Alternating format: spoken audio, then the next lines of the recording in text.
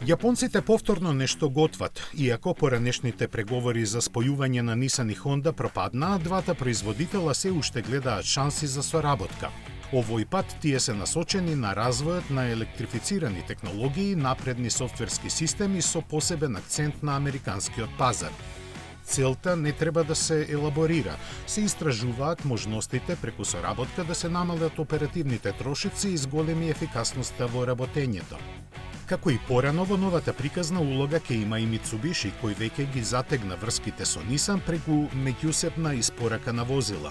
Новиот плагин хибриден Rogue е ребрендирана и прилагодена верзија на Outlander. Дека оваа идеја им се допаѓа и во Honda стигна потврда од највисоките раководни позиции, а од Nissan пак изјавија дека и двете страни ги препознаваат предизвиците за кои како јапонски компании морат да пронајдат заеднички јазик.